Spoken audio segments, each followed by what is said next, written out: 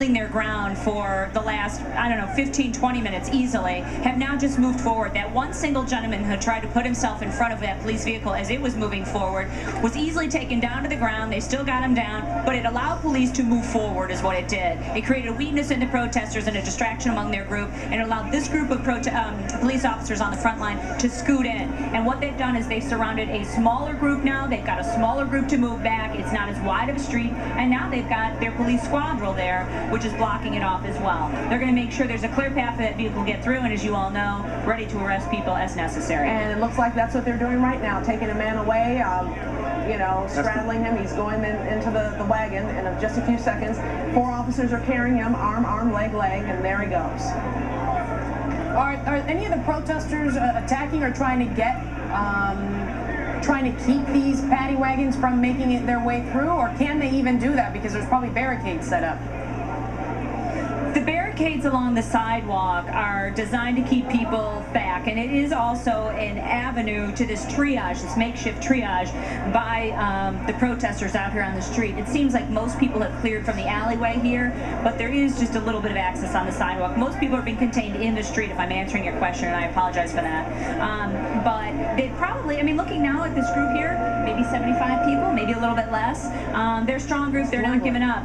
But it's dwindling. It is dwindling. And those are the ones that are going to stick to it no matter what. We want to stop for just a second with you, Julie, and talk to you about a video that's just into the WGN newsroom of an injured protester that we just received. So we do know from this video that there have been some injuries out there, and there's a gentleman right there. He's holding his head and bleeding, and he's standing there, and someone is tending to it. I'm not sure who that is, but so we are getting some injuries out there. There's another gentleman standing there whose face looks like he got something in his eye, and he's bleeding, and then another woman. So there are injuries. We did see the ambulances a little while ago come in. They obviously are going to take these people away unless they do, as you say, in that little mini triage area that they've set up in the alley right next to your building, take care of it themselves. But there are ambulances there in case they need it, because we did see them come through. But that was just some video that we had. We are back live looking at a gentleman holding up the peace sign, right nose to nose with the police officers. They are right up on the police officers. They are not giving up.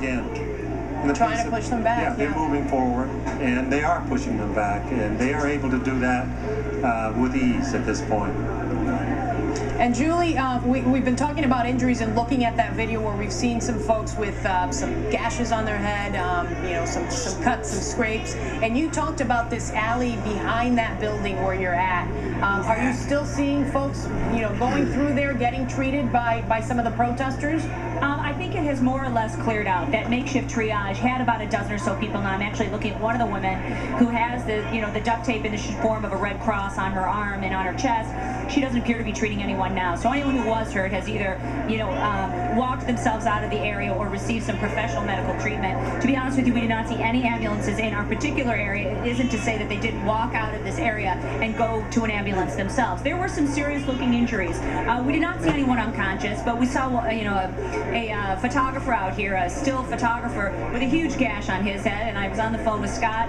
He said that he was hit by a police baton. So as we have heard in days leading up to this event, we were told it doesn't matter who's out here, whether you're a press person or a protester, they are not going to discriminate out here. If you're in the wrong place at the wrong time, you might take a hit too. But yes, people getting, you know, hit with various things. Keep in mind that there were the anarchists throwing, you know, bottles of some form of substance. Some bottles were blue, some were white, some were orange and yellow. What was in them is unclear to me at this time. Tom Negative probably has a better idea of that on the ground, but I will tell you what we did feel from up here on the second level is when everyone was putting on their gas masks at one point, and that was probably a good hour ago or so. Right.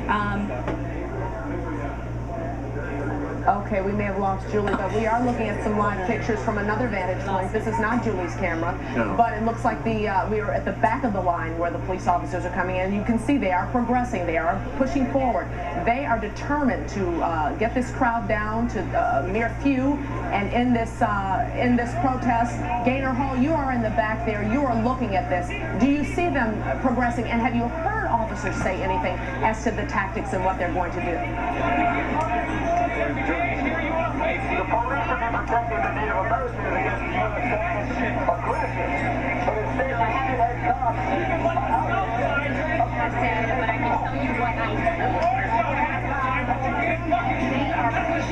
Dana does have a delay, so she's unable to talk to us by the way, but you can hear them on the bullhorns talking. Dana, are you there? It sounds like you can hear her a bit, but it's way too low for people at home to hear. There she is. There's just a wall of police. You can see all of the blue helmets. All of the blue helmets just pushing, advancing, pushing these protesters west down Cermak. A little bit earlier, you could hear the officers move. 3 rows of officers with these blue helmets slowly walking west, pushing the protesters. Then you just see the protesters, that first line, many of them holding up peace signs, some of them taunting, yelling profanities at the officers, and the officers just standing their ground, slowly continuing to push them west as they continue to try to clear out this area. Micah?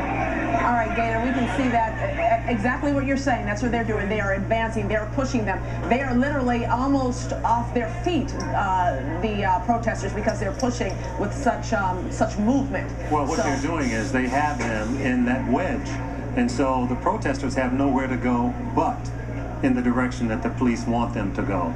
And so the police have now clearly cordoned off an area, and they're using their bicycles that we can't see, but that's the first line they use, is to bring up those bikes and form a wall and a corridor, and they can just push them back at will. And you see the line going back there in the rear? They're going all the way to the front to reinforce the front of the line. So as they push forward, the police in the rear move to the front of the line to take the position up so that they always have this moving wall. And you can see that they've made quite a bit of headway, because before we saw those protesters up against the wall of that building, and we no longer see that. So they've been able to push them back quite a bit. Yeah. State police are moving, and our Tom Negaman has just sent us some video. Tom, can you tell us what you sent us, and we'll look at it? I don't know. I'm sending you quite a bit. Well, it's something with the state police, from what I understand. The state police moving in. I'm sorry. What we've got is the line continuing to move west. We're almost at State Street right now, and a lot of these folks continue to think that what's going on is a game. They're dancing in front of riot police. They're taking peace signs in the faces of riot police, who just continue walking forward. It's a form of passive resistance. You know, we talk about the black bloc, and we really need to clarify the black bloc is not a group. It's a style of resistance. It's a form of protest. It's generally an anarchist, violent form of protest, but in some cases, I'm not going to say just as hard as riot police, state police, or National Guard trained to deal with this. Protesters train for it too. They prepare. They know what to yell. They know how to mobilize. They know how to resist in a way that frustrates but does not constitute grounds for arrest. And they're chanting, let me get in a little closer. Well, they are right now really getting them into a corner. Definitely getting them to a corner. And you say that we talked about this. These protesters are pretty much professional, but do you think that they planned for the force that's being reckoned against them? You know, these guys are out in full force. They're out in full force, all right. They're out in such a way that it drags us out. It drags out this process in a way, actually, that I didn't really foresee. I mean, they've got a lot of their membership who portrays themselves as members of media, documenting this event, slowing it down that way. They've got others who slow it down via the other passive resistance approaches I've mentioned. I mean, this is what democracy looks like. We're taking another arrest going on. This gentleman had on one of the faces, the anonymous group faces. It looked kind of like the Joker a little bit. Let's go to Julie Emmer, who has a bird's eye view of what's going on. Julie. A series of arrests on the back end of this protest now. The rally has moved towards State Street. It's making its way there slowly with the people that were pushing back against police. But here's, you can see a gal right here in her purple shirt and her bandana being walked away. She's one of the compliant ones. We also have an officer down here on the ground just to my left, Calvin. Take a look. Maybe he's just overheated. Again, everyone getting treatment out here if they need it, it would appear. But those folks getting arrested are being whisked off to the squabbles that you guys saw come through Cermak just a short time ago. go. This protest is making its way towards State Street, largely because that's what police have ordered and that's what they are acting out right now. It is their show right now, even though they're getting rocks thrown at them, bottles of God knows what, and people pushing back. It is a clear formation when we watched it from up above. I will tell you that on the back end of things, we're seeing tired officers coming off the lines, removing their heavy equipment and their shields as they're coming out for a breath of fresh air. It's tight in there, and it's still pretty hot out here, even though the sun is starting to go down. The winds have died down. That was actually helpful at one point.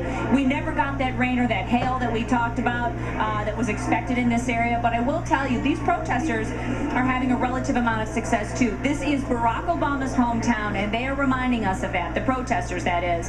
They want him and all the people he is meeting with this weekend to hear them clearly. Again, the issues out here are many. The large one today, of course, was an anti-war one as the Iraqi war veterans returned their medals. So right now we're on the back end of this pushback by police, and they again are showing a relative amount of success from what we can tell by getting.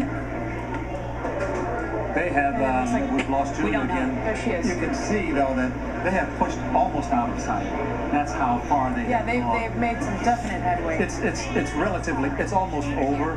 They can push now forward so easily. They brought these guys who are on camera now, who are on the front row, back to the rear so that they can be refreshed and take some of their gear off, get some water, while they are replaced by another front row of officers who are in turn doing the pushing now for a while, and the protesters are just being pushed all the way outside. And I would imagine that possibility of